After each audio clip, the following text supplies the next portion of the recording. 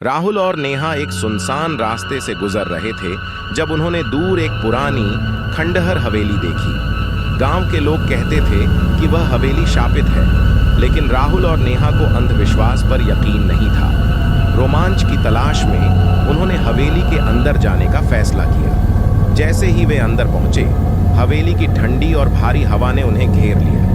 दीवारों पर धूल जमी थी और पुराने फर्नीचर से सजी हवेली किसी समय भव्य रही होगी, लेकिन अब हर कोने में सन्नाटा था, मानो हवेली अपने अंदर कुछ छिपाए हुए थी। वे एक बड़े हॉल में पहुंचे, जहां एक विशाल झूमर अंधेरे में लटक रहा था। नेहा ने देखा कि दीवारों पर कुछ अजीबोगरीब चित्र बने थे, जिनमें अधूरी आकृतियां दिख रही थीं। राहुल ने उसे शांत रहने को कहा और आगे बढ़ने का इशारा किया।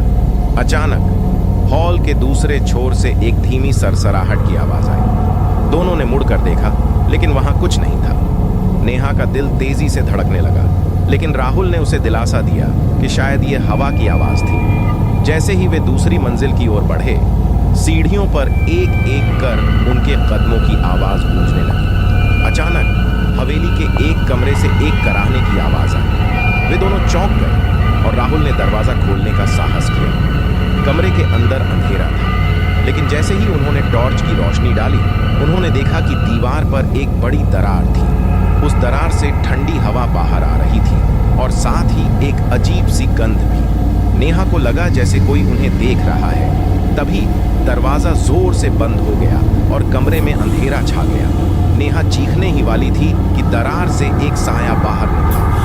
वह साया धीरे धीरे आकार लेने लगा और अब सामने एक बूढ़ी औरत की भयानक आकृति खड़ी थी, जिसकी आंखें लाल थीं और चेहरा विकृत था। तुम यहाँ क्यों आए हो?